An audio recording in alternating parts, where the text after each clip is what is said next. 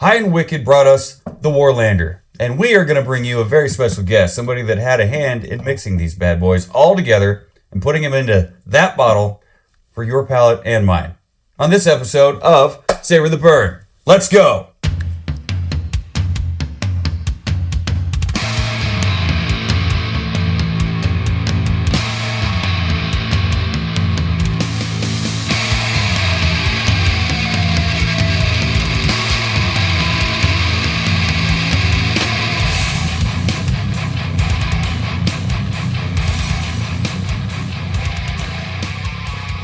Hello, everyone. Welcome to this very exciting episode of the Savor the Burn podcast. My name is Jonathan. Across the barrels from me, way over there, is Mr. Wizard Fingers W2. How do you do? Doing pretty good. How are you doing? Doing all right. We got a guest. We do have a guest. And if you guys don't know him, well, prepare to be introducificated. His name is Brandon Cummins. He's one hell of a guy. Thank you for joining. My pleasure, man. Oh, well, I guess, who are you? What do you do? I drink. He drinks. Yeah. And that's why he's you get to the right literally- place. Yep. Yeah, but he's one of the hands, one of the minds behind the master blender technology as far as High and Wicked goes, and we couldn't be more excited to have you here. Sweet. Yeah. I'm going to pick your brain and maybe even your nose if you're not paying attention. Oh, God. And, I was told we're here to nerd out Yeah. and drink some whiskey. Yeah, the nerd alert, just go ahead and deactivate it because it's going to happen. Yep. Because we have yet to really sit down with anybody that knows really what they're doing or what they're talking about when it comes to blending. You know, take a little bit from this barrel, a little bit from that. Okay, I think maybe it needs rye. What kind of rye? There's like 15 different phenai of it that we know of off top of our head, but really there's 69 of them. Who knows? It's a fun number. So, just, be prepared to spill the nerd everywhere. Excellent. We're spilling nerd. The spilling nerd. That's great. Oh, Just God. don't spill the whiskey. In 3.5 years of this podcast, I think one of the things I feel like I've definitely learned from this, everyone out there is all about the single barrels and getting this pick or that pick, which I'm here for it. Here for it. I love all those things. But the thing that I think I've really learned and I have a greater appreciation for now is the level of artistry that goes into blending and how do you go about picking the right barrels and the right combinations of a little bit of this, a little bit of that to figure out what's going to make a good end product. And Compass Box, we've talked about it before. Yeah, great example. That's example. Masterclass Blend House because that's what they do. Yeah. And I think High and Wicked falls into that a little bit. Yeah, just because of the nature of. Yeah, or at least we're getting to the place where we can start doing that, right? So, when we first launched, it was all about Kentucky straight bourbon, Kentucky straight rye, because we were waiting for it to get of age. Sure. Right? It's like you gotta be 21 years old to drink. For whiskey, it's like, it's okay when it's 2 years old, but like it's better when it's 5, 6, 8, whatever.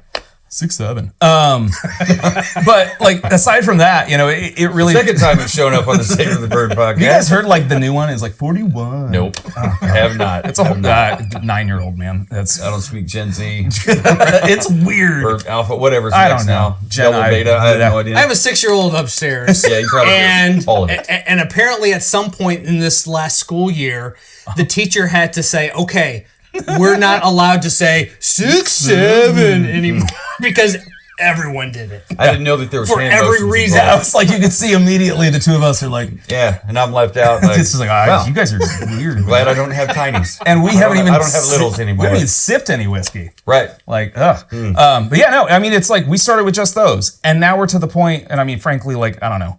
I grew up in the kitchen. My aunt was like the head chef of our family restaurant. Fun. And so like always around like butchers, bakers, no candlestick makers, but like in general, always around food, always around beverage. And then bartending my way through college. Came up here, helped open Manifesto, which is a cocktail bar here in Kansas City. So like it's always been about like, well shit, those two things are good. Are they better together? Sometimes it's like, nope. And other times it's like, oh, fuck, that was really good. Yeah. Right? So, like, Warlander is actually the evolution of exactly that. We had a late colleague, buddy, like a mentor of mine. His name is Dave Stringfellow. He passed away January of last year. And when we had started the whole process, he was like, Brando, have you ever had this High West Boo Rye? He's like, this stuff is incredible. It's a bourbon and a rye, but Boo it's Rye. so good. It's like Yes. the jackalope. Yes, Like, yes. The light bulb just went off. I'm Yeah. like, that sounds familiar. That sounds familiar. It's got the jackalope label. Okay. Yes. So like Okay. we started Right. this whole project in 2019. And so like as you can imagine, like as the optics of time have elapsed, like I've been fucking around with different combinations of bourbon and rye thanks to Dave's suggestion. And I mean, so it's like, a little bits here and there. We messed around with how many parts bourbon, how many parts rye, and then what age statements. Do the age statements make a difference? Absolutely. And so like at the end, this is now the end result. But like then we even threw it in barrel for a little while, right? So like just like if you're cooking in a kitchen, yeah. a lot of it is like you kind of just mix the sauce, and sometimes you got to wait for like yesterday's soup.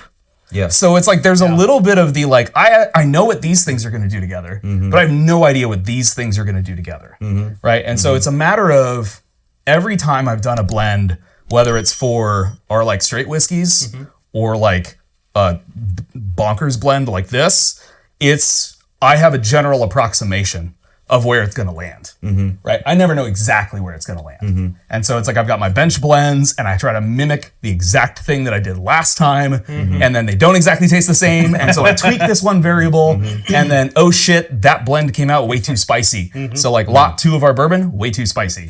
Like lot 3, 4, 5, dialed. It's wild how many different variables there are in the process, let alone the fact that the barrel's going to give you what it wants, not what you want it to. No. You think, okay, great. It's all new American white oak or whatever, but this wood here is going to taste different from this and that. And, every damn one of them that goes around. It's like, oh my God, why does everybody have to be so damn difficult? Get in line. Starting to see what fascism is all about. Whiskey. So, all right, I'm going to pop this Pop bottle it, give us here. a pour, and You're going to tell me all about this. I'll just start with what I pull off the website. This is the High and Wicked Warlander blended straight whiskeys, coming in at 99 proof, no age statement on this, and it is a blended straight whiskey. But as we talked about off camera beforehand, technically it would be a Kentucky blended straight whiskey. Strength and grace in every sip. Warlander blends 3 and 4 year old Kentucky straight rye and bourbon whiskeys, melding the fruit forward and baking spice notes of Kentucky straight rye with the depth and spice of high rye Kentucky straight bourbon. The result is a bold, layered, and intentional blend created by the multi-award-winning team at High and Wicked. This special release is finished with original artwork by artist and pro skater Chris Bencheller. Like the whiskey, his design is raw, refined, and fearless. Wild in spirit, like the horse it's named for, Warlander honors tradition while breaking through it. And from what I pulled off the website, this is a blend, 3-part blend. 50% of it is 4-year Kentucky straight rye sour mash, 33% 3-year Kentucky straight rye sour mash, and then 17% 4-year Kentucky straight bourbon sweet mash. And when I saw that, I went, I know what sweet mash is, I know what sour mash is, and I know what the difference is and the pros and cons on both of them, but I really found that interesting that you're leaning into leveraging both of those techniques. Well, and I mean, so largely, obviously, we're working with Pause whatever. for bottle pop. There we go. That was a good one. I mean, we're working with what we've got, right? So our standard recipes for our Kentucky straight rye and our Kentucky straight bourbon. The rye is sour mash, distilled at New Riff Distilling, 91% rye, 9% malted barley, right? So it's unique mash bill, unique yeast strain, unique maturation protocols. And then our bourbon is very high rye, sweet mash.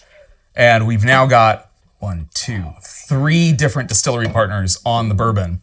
But, when you're reading the description, right, it's the fruit forward and baking spice notes of rye, right, which is kind of weird. And then you've got the depth and spice of high rye bourbon, right? So this is actually intentional. Like we call it what the fuckiness, but like we're intentionally trying to be a little bit reverse of what you'd expect.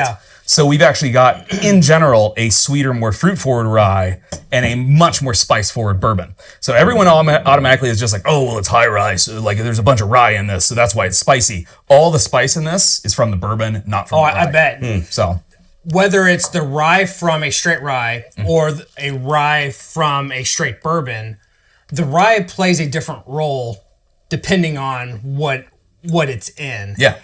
And it brings something different to the table based off of that. Yeah, absolutely does. Your bourbon rye is a very different type of rye than what you typically get in your straight rye. Yeah. So all the aging on this is in, ready for it, seasoned, new, medium toast, number 4 char, white oak, all sourced from Missouri. Okay. Very Right. nice. So, Lebanon, Missouri. yep. And we actually even tasted differences between like Missouri sourcing versus Kentucky versus like Pacific Northwest. It's wild. Is there a third Starting barrel this. producer up in the Pacific Northwest? Because I've only heard of Lebanon, Kentucky, and Lebanon, Missouri. No, there's more than that. There's like a lot more. I would hope that there's a lot more, but I don't know if a lot more. But, yeah. it's just wild to me. It's starting this podcast. I would have never guessed how big of an influence Missouri oak has in so many different barrels. To the point where when Redbreast released a Missouri oak version, we're like, Right. look at us go! We have to have this. And, talking about Mike. Remember me? Podcast. Hey, I work with your uncle. Come on. Like, get us can you please reserve me a bottle, please? And bottle. please tell me you have a bottle. And he's like, yeah, I got it. Calm down. I'll put your name on it. This nose is great. I got corn, caramel, toffee, cherry, citrus, like orange marmalade. What else? Chocolate? Is chocolate on there? Maybe Did not. you just say cherry? Cherry. I like marmalade. I'm a fan of marmalade. So good. Oh, so good. There's definitely a little bit of a toffee note, more so than a caramel, I think. Maybe just a hair of mint. Mint? Okay. I've been getting a mint a lot Scotch. lately. Yeah. And you guys were talking about floral notes earlier. I didn't pick up anything floral. But, maybe it's the Taco Bell. I don't know. It could have muted my sense of smell. Made a run for the border. Maybe. Maybe later. If you know, you know. Well, All right. let's get it on the palate, do it. shall we? All right. Cheers, gentlemen. Gentimals. Let's do it.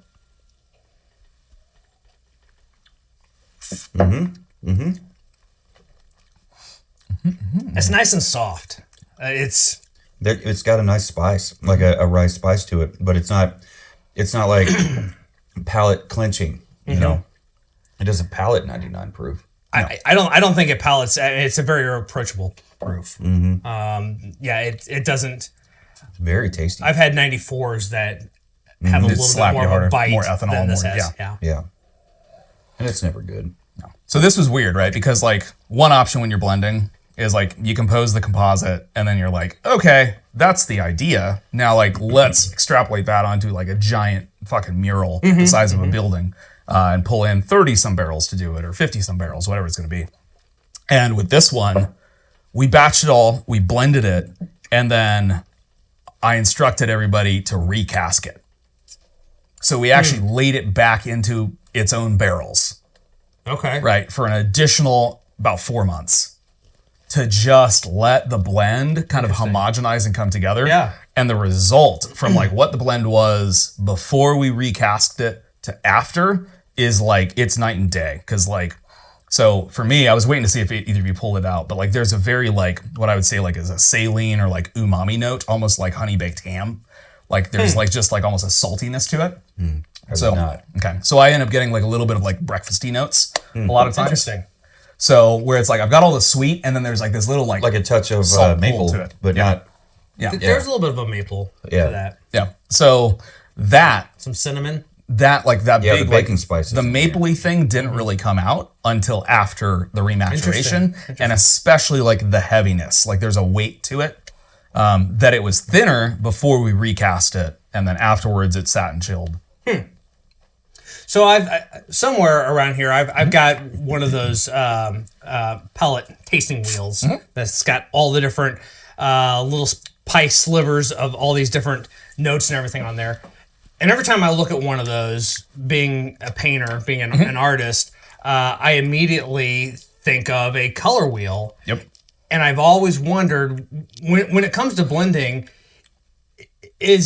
are you picking and deciding on different things very much so like you would a color wheel, where if you want to go a little bit more towards this hue, I'm going to have to go across the wheel and grab this one. And yeah, no, it's very much the same. So largely it is more of a subtractive process than an additive process. Okay. And so it's more of like, oh man, this is way too, or I need more fruit. Yeah. Right. So like if I want more fruit, I don't necessarily want to put more fruity kind of barrels in there. I want to pull out barrels that have more like intense barrel character or intense spice. Right. So it's like it's more subtractive than it is additive. But it is very much like a color wheel. And I always tell people too, it's like when you're sitting here and like developing your palette or making tasting notes and shit like that, whatever you smell, whatever memory comes right to your brain, if it's like, oh shit, man, like I'm getting like, this is reminding me of like grandma's basement apple pie, watching the Goonies, right? We were talking about Goonies earlier, and like, so every time you taste that, and everyone else is like, oh, that's weird that you get that. I get green apples. Eventually, like, you sit in enough tastings, enough people say green apples, and you're like, man, I'm still getting fucking grandma's basement. Like, guess what? Grandma's basement is green apples. Like, it's just a matter of like connecting those, Yeah, I had that with pear and rainwater. Like if I smell it, if I taste it, if it smells and tastes like rainwater, then I know that's pear. Wild. Yeah. Right? Yeah. Like it's your wild memory, rainwater. right? Like wild. No, you said you were just saying it's less when you're blending. If you want certain notes in there, if you want it to be more fruity, it's less about adding something that's fruity than it is pulling something out. So that, to me, it sounds like audio engineering. Oh, it absolutely is. Like when we're trying to get less drums. It's dropping vocals into a mix. That snare is hitting too damn hard, but it's really the bass player again is turned too loud. It's always the bass player. I was like, That's right. Because sometimes we need more bass in the mix. It's just how it is. Yep. I mean, why wouldn't you? You're not going to hear me say anything different at all in this house. No, I mean, Savor the Bird studio. So I thought that was kind of neat. I sent you I sent you that photo that I found on the drumsticks and it was an X-ray. It was an X-ray of someone's pelvic region, and it was clearly somebody had a couple of drumsticks. Yeah. Oh my god. And it was it said something like the last time the drummer told the bass player to turn it on. Can I see those drumsticks? Yeah. Bloop. No, I'm not asking permission. I'm raw dogging some people make friends that way. Right. No. I mean, it's actually like, it's exactly like audio engineering. So like I actually studied mixing audio engineering for a while in college. Oh, that's cool. Same idea, right? Like, so if I'm trying to like build something in a mix, that's where it's kind of like, well, I don't know what the fuck's that's going to do. Instead of like, I throw more fruit into it, and now these flavors are just way too intense. And now everything's overdriven. Yeah, exactly. And fuzzy. It's like I can keep compressing and pushing everything up, but like, it's just. But at some point, that wave's going to be just a flat line. Headroom's a real thing, man. Or like it's going to be way oversaturated in color. Yeah. Like eventually, everything's just going to be screaming at you. Speaking of color, for a blend that's 4 years. Yeah, that is an absolutely beautiful color. All right, and you said it was blended and then finished in same barrels. You said what'd you say it was? It was its own barrels. Its own barrels. Yeah, but it was seasoned, new, medium toast, number 4 char. Number 4 char. Yeah. Okay. But I mean, the seasoning's important. Medium the toasting's important. Toasting is absolutely important. Yeah. So I've always my new analogy that I've been using when I've explained it to people is like, think of like s'mores. Like when you're making marshmallows with your kid or whatever, or making marshmallows for yourself. Because you're degenerates. Exactly. Your neighbor's house burned down because, Larry's meth lab just won't stay up forever. No, but I mean, while it's burning, might as well might as well toast marshmallows. These marshmallows are going to have a little zing. Ooh. Some extra blue on these ones. All night long. So like when you just like lightly caramelize the outside of the marshmallow, right? Like that's toasting. Yeah. And then when you sit there and let it catch flame and like burn, which is how my wife likes it, it's like it's got to burn for like at least like 5 seconds. You blow it out, you have that layer of char, Yeah. And so I always tell people like that toast, all you're doing is starting to break down all of the lignin Okay, lignin is like the molecular compound in the wood that is going to convert into your lactones, vanillins, like all the things you want from a barrel. Yeah. So realistically, toasting is actually going to help you break down more of that. Whereas charring, the char is so intense, it creates that thick layer, but the actual conversion of lignin content, thick.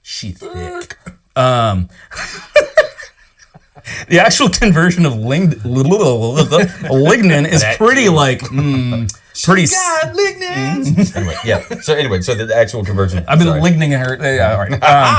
Yep. This is a family show, right? Family show. Off the rails. How fast? How long? 25 minutes. Great. So, no, point being is like with a char layer, you're actually looking more for that char layer to do work. Yeah. Right? It's more subtractive. Right? So coming back to this like theory, you're filtering as much out of the whiskey with char as you are adding into it. Now, the char is going to add lots of color. Sure. Right? So like char 4 versus a char 1. Well, and putting it back in there is going to add another extraction, right? Because you've let it now like dry out a little bit, and now you're refreshing it, and it's going to do another pull. Now, the season matters too, like when you're pulling, because like how is the oak swelling and contracting? Like, is what it swamp floor ash is it July on? or Exactly. is it December? And it's Kentucky, so you've got seasons. It's not like it's the same the whole year round. So it's just like a little bit of everything. But yeah, no, that puppy definitely pulled good color for its age. And I mean, like frankly, we tried it with all like 6-year, all 5-year, and I actually liked it better with the 3 and the 4.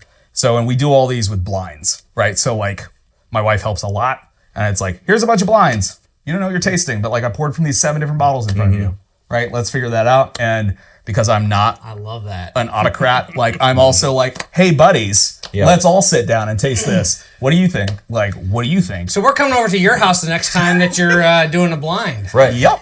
Yeah. I'm just gonna make you guys drink not whiskey. So we're gonna do some weird shit. Hey, that's fine. Weird is our wheelhouse. Yeah. That's what happens when you're a musician. You just fucking get ready. Talk to me about the pro sports guy. What was his name? So, all right. So Chris Benchetler. Benchetler. The guy's incredible. Like he's actually just like a genuinely wonderful human being. And he does what? Snowboarder? He is an artist, pro skier. His wife is a snowboarder.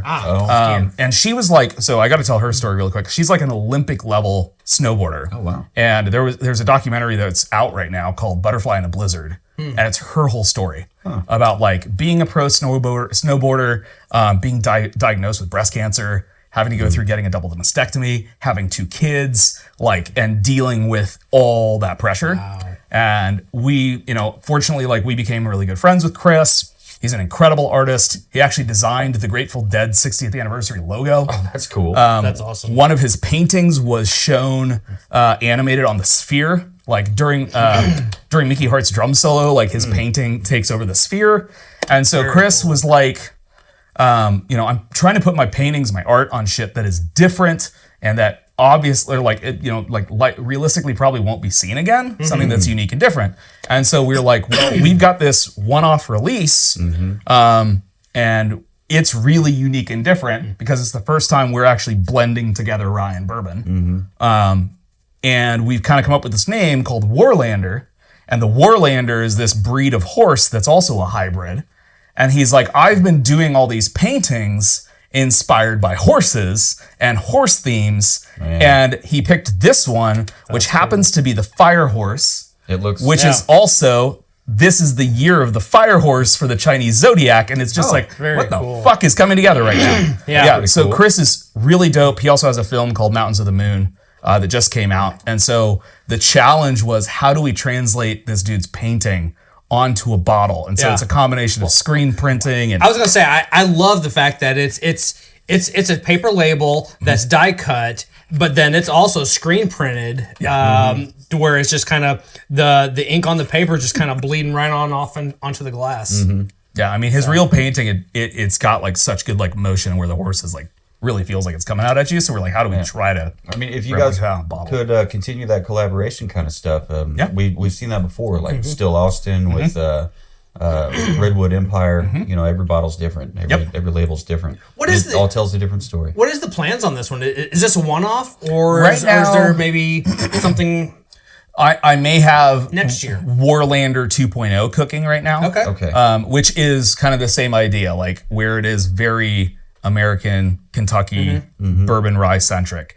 I've tweaked the blend a little bit. I'm going to tweak the rest a little bit. As you should. But then we've got some way kookier shit cooking right now too, where it's like I like kooky. Yeah, where it's like why do we have to be like why are we trying to limit in just categories? You know, like let's get cross categorical. Let's do some weird shit. Let's do some fusion-y shit. So as this sits out and kind of breathes a while, the maple really starts to come through, and it's like cream corn really starts showing up. you mean once we got past the neck pour? Did you guys see like Four Roses made a post today?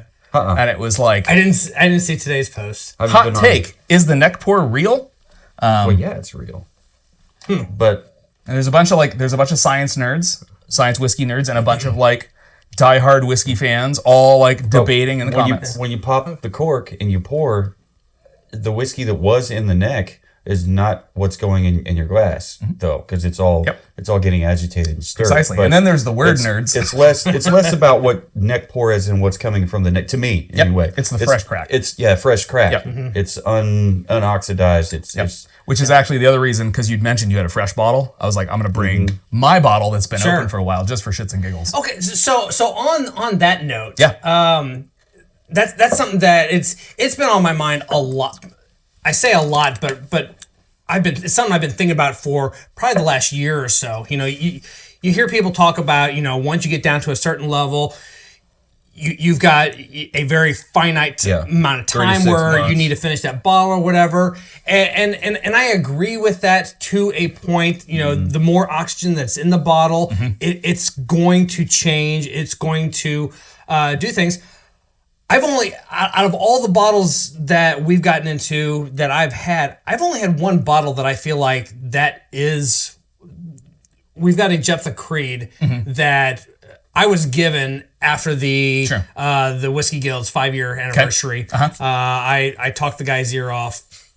I may have had a few pours, but I talked his ear off, and he's like, "You got a backpack?" I'm like, "Yes, I do." He's like, "Let me see it." And we're friends now, right? Yeah. So I came home with a bottle. Anyway, that bottle was at about the third to a half mark when I brought it home, and we got a pull of it a couple months after the fact. And it tasted off, and it was just, and so I going back and really thinking about that one, I feel like that is a good case for oxidation that has happened in that bottle. That said, I have a lot of other bottles that are really low, and every time, and I've had them on the shelf for a while, and every time I go back to them, they're still just as exceptional as they were, if not a little better. Yeah, if not a little bit better. Yeah. And so I feel like. And where I've kind of landed with this is, yes, oxidation is a real thing. It does happen. It can ruin a bottle if it's sitting for too long. However, it really comes down to the quality of the product that was made originally. And if it's a quality product that has good grains, all the different things, and also probably depending on where that proof is on that plays a bigger factor into it. I just feel like that I have not seen bottles just gone rancid bad before because you've left them on the shelf too low for too long. I had that bottle of Rebel Yell that I swore I was going to bring in, but I kept taking a pull of. But like when I found it, like I'd forgotten that I even had it. Like a year and a half later, I find half a bottle of Rebel Yell that they don't call Rebel Yell anymore. It's just Rebel. You know, interesting. I don't know why. It just seems like choices. keep the idol reference in there. Well, it's actually the other way around. He referenced the whiskey, but still, like it was good. It was really good. It was better than the other that I remembered it being. I'm like, I'm just gonna have this is probably the last bottle in Kansas City. I'm just gonna have another sip. Yeah. So I mean, like what I understand, right, which is limited to my own experience, is limited to the shit that I've dealt with. Sunlight is going to be a way bigger problem than oxidation. That's a different conversation. Yep. Yeah, but the other big thing, and I don't know, like what I'm gonna buffer this a little bit. I'm not trying to talk shit on Jephthah. I have no idea what their product or the profile was. If you are like, for one, if it does not say straight, right? So if it's like a rye whiskey, then there's a high probability that there are additives, flavorants, other things in there, right? And if you're utilizing those types of things, they will separate out more quickly. And I mean, just like, like fucking you've got stock, or like you finished cooking something, you put it in the fridge and like all the fat's going to separate to the top. Same idea. Now, that being said, so that's like a fast change. The biggest effect with oxygen is the cork, right? And so like this is where synthetic is hugely beneficial, because if you're using real cork, even with spirits, you have the chance of infecting it with TCA, which is the same thing that will cork a wine. You can cork a whiskey, and it will get an off flavor from coming into contact with the cork. So if the bottle had been stored the entirety of the time like this, and you've got a TCA cork here, you pull it out, you pour from it, no problem.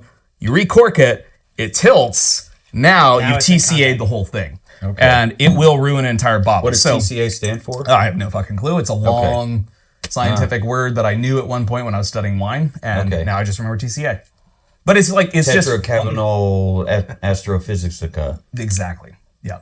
You heard it here first, folks. You'll never hear it anywhere else again. So yeah, that does make sense. That's realistic. The other thing is like with a synthetic cork, once you've popped the cork, then you started to weaken the synthetic a little bit. And over time, it will like be a less airtight seal. So the irony is like the gorgeous crystal decanter is actually kind of the nemesis of whiskey, in the sense of when you've got the crystal going in, if it doesn't have like a silicone seal on it, there's so much potential airspace for that to continually cycle, because it has more to do with the oxygen cycling than it does about oxygen in headspace, right? So like we talk about like using inert gases and things for beers, right? So like, because you're trying to preserve, like, so I used to give tours at Boulevard ages ago, and it was like, we remove the oxygen in the headspace of our bottles of beer, like to retain the quality of the beer. Like that's a very real thing. With spirits, they are reactive to oxygen, but nowhere near as quick as you'd see like with a beer. Yeah. So my hypothesis is that it could be TCA, it could be a faulty cork, it could be, it almost always, in my opinion, almost always comes down to the closure. So. And it could be that particular guy had taken that on a handful of tastes, and he knew that bottle needed to go, and he was gifting it to a new home. Yeah. Yeah, it was a skunk bottle. It won't last long in his hands. I'll just give it to him. It was a 6-year wheated bourbon. Okay. I visited Jump the Creek is a really good distillery. They've got their farm. They grow a lot of their own grains. Rad. Yeah. I was like, everything I've heard has been great. So like that's why I was like, I definitely don't want to make this like sound like I'm accusing them of that, because I'm not. Talking mad shit. All the shit. Mad shit. Oh, just Jep the Creed. We'll give you his contact info and how to find him. I'm on the internet. I'm sorry. Yeah, he's findable. Brandon at savorthebird.com.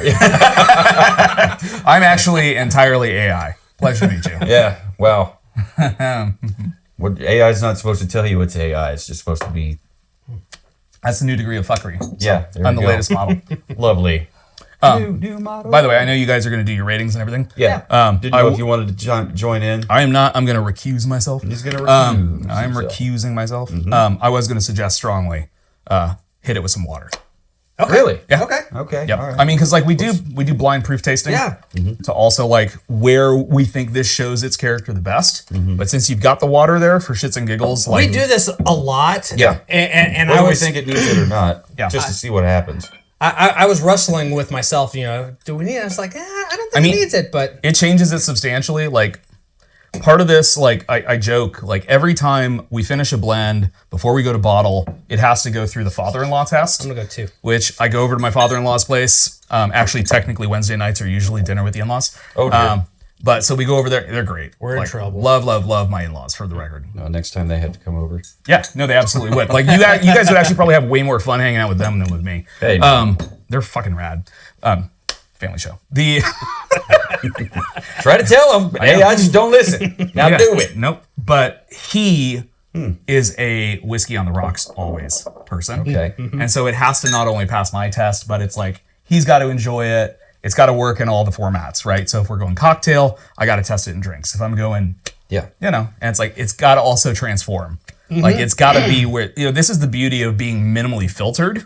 Is that a Minimally filtered. Yeah. No, I've just known it to be filtered or non-filtered, and non-chill filtered is always on the label because everybody's proud of it. And, or just, like I think Gentleman Jack has been run through filtration, charcoal filtration 3 times. And I mean, that's a selling point for them or whatever, but minimally filtered, I don't think I've heard that one. Well, so I mean, like that's my own word. Okay. But like the filtration that I'm most aware of, when you empty your barrels, Oh yeah, that changed. right? You empty your barrels into your trough, you usually have a gate filter. Yep. And then from there, you have the choice of you'll basically run through either a 10 or 5 micron sock filter. And then a lot of people will then run through plate filters. And your plate filtration is just going to help you have like pure clarity, turbidity, etc. And then you may run chill filtration, which is then going to be another layer of it. We actually only go with a 10 micron sock.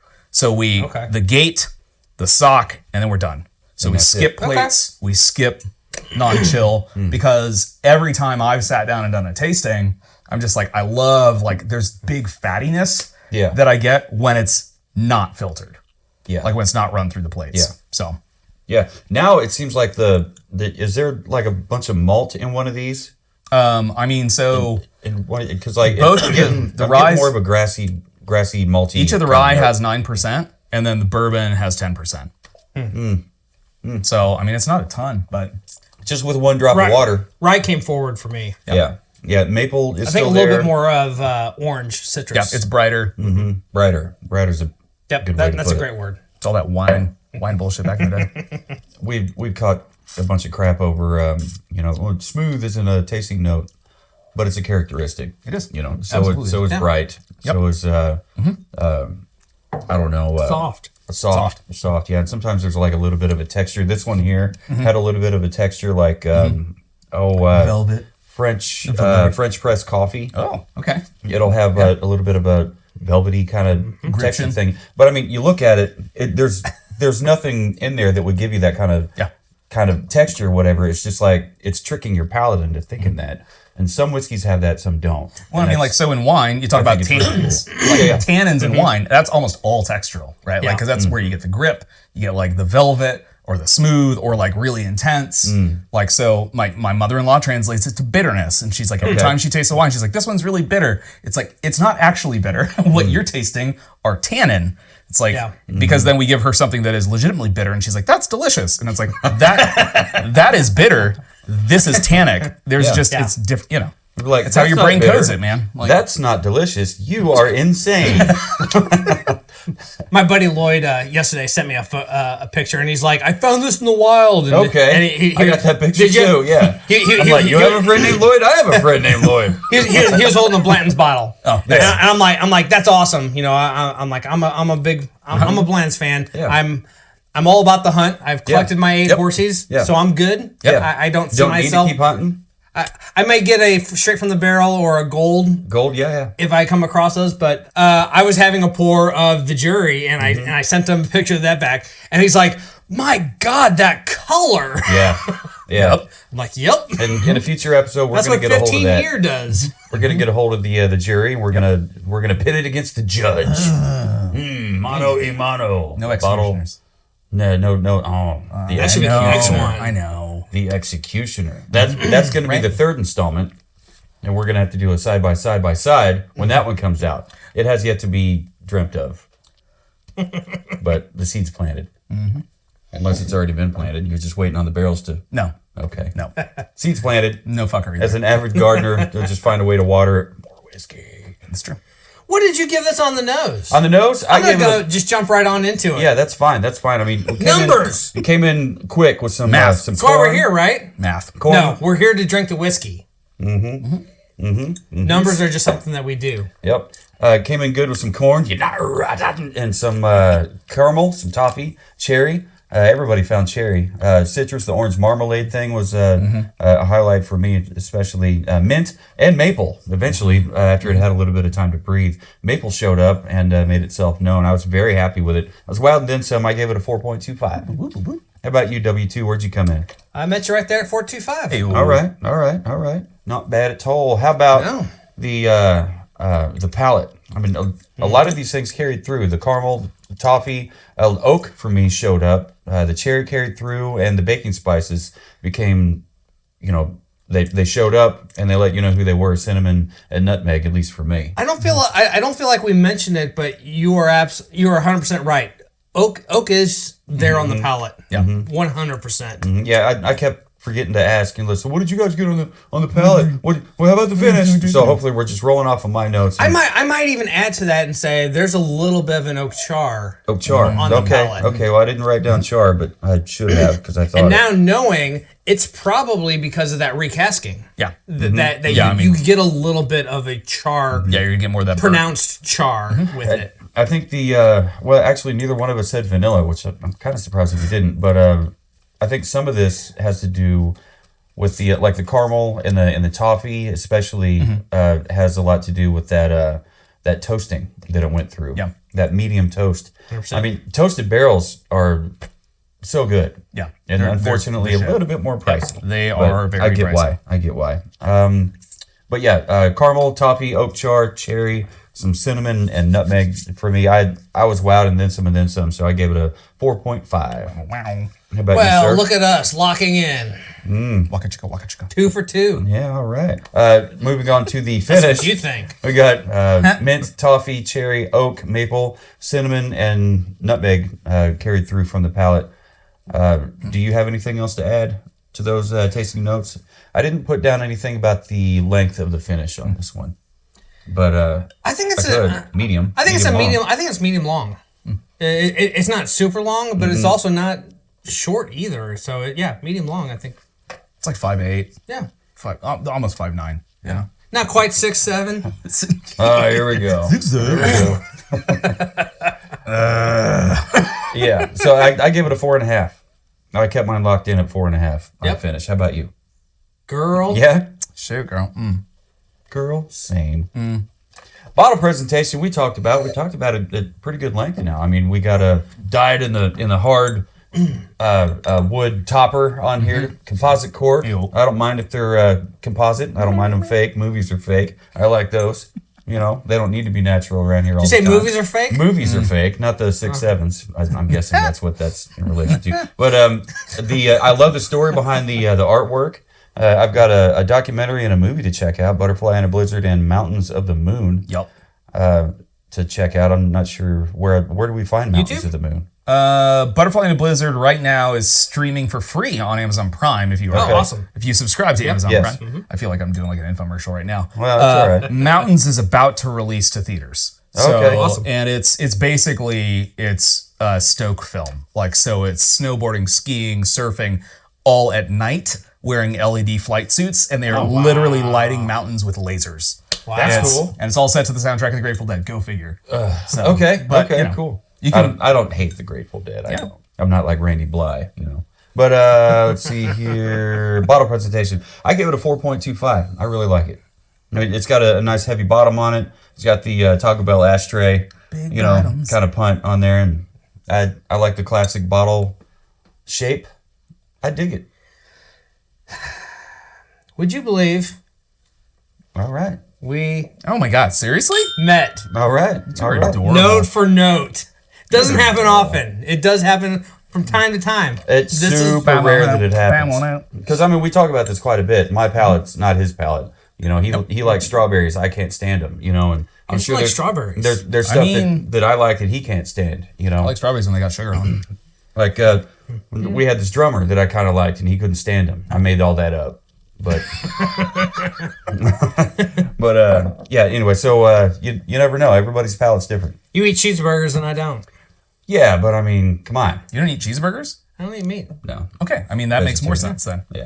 Yeah. What about like Beyond Burgers? Seafood's on Oh, there. I love Beyond Burgers. Okay. Yeah. Those are good. Those are good. The ones you could get at Wahlburgers.